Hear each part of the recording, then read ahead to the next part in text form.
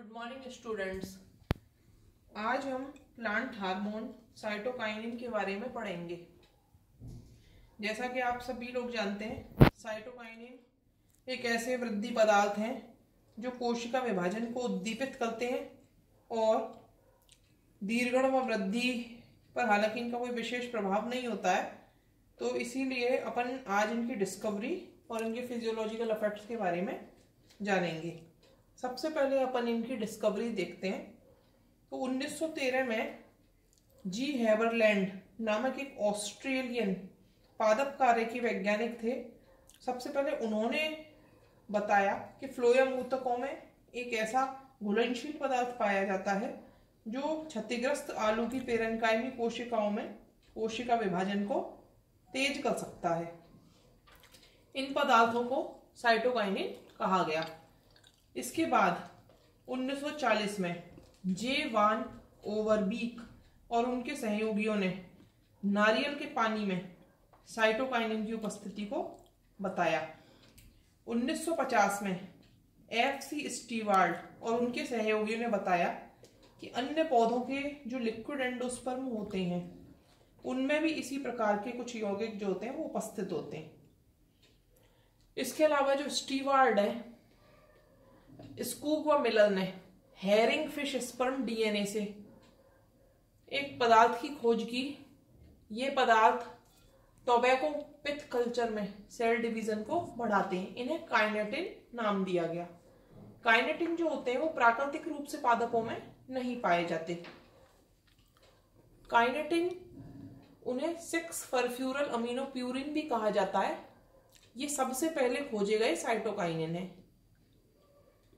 DS लीथम व Carlos ओ Miller ने मक्के के भ्रूणपोष से एक साइटोकाइनिन को आइसोलेट किया था। उसे जियाटिन नाम दिया गया। जो नारियल का दूध होता है, कोकोनट मिल्क, और ईस्ट एक्सट्रैक्ट में भी साइटोकाइनिन पाए जाते हैं। साइटोकाइनिन्स दरअसल होते क्या है? सभी साइटोकाइनिन्स जो एडेनिन क्षारक होते हैं, जो अपन डीएनए में देखते हैं, 4 प्रकार के क्षारक पाए जाते हैं, एडेनिन, साइटोसिन, थाइमीन, ग्वानिन। तो उनमें जो एडेनिन क्षारक होते हैं उनके ही व्युत्पन्न होते हैं साइटोकाइनिन्स। अब अपन इनके फिजियोलॉजिकल इफेक्ट्स के बारे में जानेंगे। इनका निर्माण कहाँ होता है? ये जो होते हैं ये रूट एपेक्स में जो मूल शीर्ष होते हैं उनमें संश्लेषित होते हैं और जाइलम के द्वारा जड़ में बनने के बाद ये वहां से जाइलम के द्वारा स्तंभ में स्थानांतरित होते हैं। जब स्तंभ क्षतिग्रस्त हो जाता है तो उससे जो रस निकलते हैं इस क्षतिग्रस्त भागों से, उनमें भी साइटोकाइनिन पाए जाते हैं। ट्रांसपोर्ट देखें अपन इनका, तो इनका स्थानांतरण ध्रुवीय होता है, मतलब जड़ों से तने की तरफ होता है।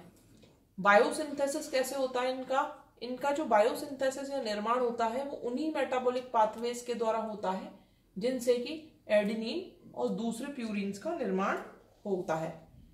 फिजियोलॉजिकल इफेक्ट्स देखते हैं अपन। सबसे पहला इसका मुख्य फिजियोलॉजिकल इफेक्ट है कोशिका विभाजन में बढ़ोतरी को प्रेरित करना। तो कोशिका विभाजन में इनका क्या रोल है? ऑक्सिन की उपस्थिति में सभी साइटोकाइनिन्स कोशिका विभाजन को उद्दीपित करते हैं, जिसके कारण पेरेन्काइमी कोशिकाओं के प्रोलिफरेशन से कैलस की वृद्धि होती है। साइटोकाइनिन का विभाजन पर प्रभाव ट्रीटेड सेल्स के विभेदन की प्रावस्था पर निर्भर करता है। अविभाजित विभेदित कोशिकाओं में साइटोकाइनिन सेल प्रोलिफरेशन को प्रारंभ करती है, जबकि तीव्र गति से विभाजित मेरिस्टेमेटिक कोशिकाओं में यह विभाजन को संदमित करती है। दूसरा जो है वो है कोशिका दीर्घण या सेल एनलार्जमेंट में। कोशिका विभाजन के अतिरिक्त साइटोकाइनिन जो होता है वो कोशिका के दीर्घण को भी प्रेरित करता है। वो कैसे? जो पूरी तरीके से विस्तारित पत्ती होती हैं उनसे लिए गए टुकड़ों की कोशिकाएं साइटोकाइनिन के प्रभाव से दीर्घित हो जाती हैं। साइटोकाइनिन जो होते हैं वो लीफ ग्रोथ के लिए भी आवश्यक होते हैं। यदि रूट एपेक्स जो साइटोकाइनिन के बायोसिंथेसिस के सेंटर होते हैं, यदि उन्हें काट दिया जाए तो अपन देखेंगे कि जो बीज पत्र होते हैं और जो लीव्स होती हैं वो एक्सपेंड नहीं हो पाती हैं, क्योंकि रूट एपेक्स में ही साइटोकाइनिन बनता है। अब अपन इसके लिए क्या करें, यदि पत्तियों पर साइटोकाइनिन को बाहर से लगा दें, क्योंकि रूट एपेक्स से अपन ने काट दिया है तो उसका निर्माण नहीं हो पा रहा है, यदि बाहर से लगा दिया जाए, एक्सोजीनस एप्लीकेशन कर दिया जाए, तो पर्ण विस्तार के लिए, लीफ के एक्सपेंशन के लिए मूल शीर्ष की आवश्यकता नहीं रहती है।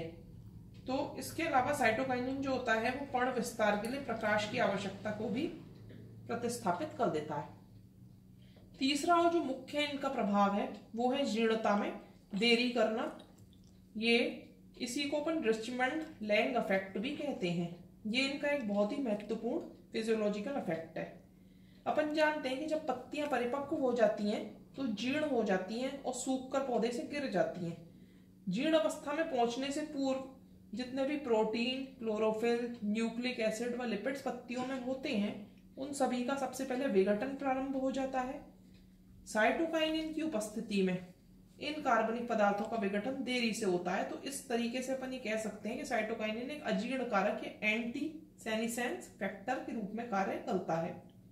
साइटोकाइनिन के प्रभाव से जो आरएनएज एंजाइम होता है उसकी एक्टिविटी भी घट जाती है। तो आरएनएज जो होता है वो आरएनए का विघटन करता है। जब आरएनए का अपघटन कम हो जाता है, आरएनएज की एक्टिविटी घट जाएगी, तो आरएनए का अपघटन नहीं होगा। तो इसके अलावा जो साइटोकाइनिन है वो आरएनए के संश्लेषण को प्रेरित करेगा। तो एक तरफ उसके विघटन को रोकेगा, एक तरफ उसके नए संश्लेषण को प्रेरित करेगा। तो पत्ती में आरएनए का समुचित स्तर बना रहेगा। जब आरएनए की मात्रा समुचित बनी रहेगी तो सक्रिय रूप से प्रोटीन संश्लेषण भी होगा और जीर्णता की प्रक्रिया धीरे हो जाएगी। एक और जो इसका महत्वपूर्ण रोल है वो है पुष्पन व लिंग अभिव्यक्ति यानी फ्लावरिंग और सेक्स एक्सप्रेशन में।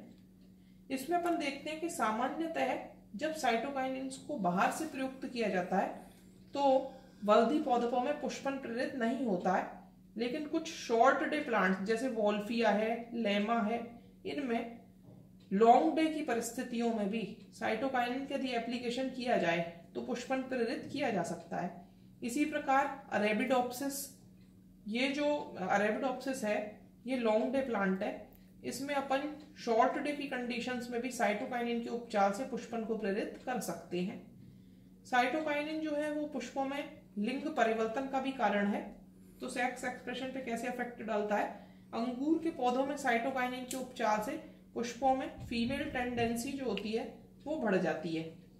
इसके अलावा बीज अंकुरण का भी प्रेरण करते हैं साइटोकाइनिन। साइटोकाइनिन जो होते हैं वो जैसे अपन ने सलाद के बीजों में देखा तो ये अंकुरण को प्रेरित करेंगे, बीजों के अंकुरण को। अनिषेक फलन में भी इनका योगदान है।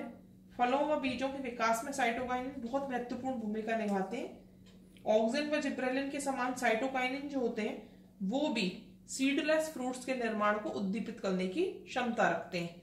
और ये सब अपन ने देखा है अंगूर, अंजीर, इनके ऊपर कि इनके ऊपर साइटोकाइनिन डाला तो उनके प्रभाव से बीज रहित फल उत्पन्न होने लगते हैं। और आखिरी जो है वो है संरचना विकासीय प्रभाव। तो इसमें अपन देखते हैं कि ऑक्सिन और साइटोकाइनिन के बीच जो पारस्परिक क्रिया होती है और उनका जो मात्रात्मक संतुलन होता है वो कैलस में जड़ व प्ररूप कलिकाओं के विभेदन को नियंत्रित करने में महत्वपूर्ण रोल प्ले करता है। तो इनके अनुपात से ही ये डिसाइड होता है, ये डिटरमाइन होता है कि जड़ बनेगी या तना बनेगा या प्ररूप बनेगा। तो जड़ों व कलिकाओं के समारंभन को नियंत्रित करने में ऑक्सिन व साइटोकाइनिन का अनुपात एक डिटरमाइनिंग फैक्टर की तरह काम करता है। Thank you.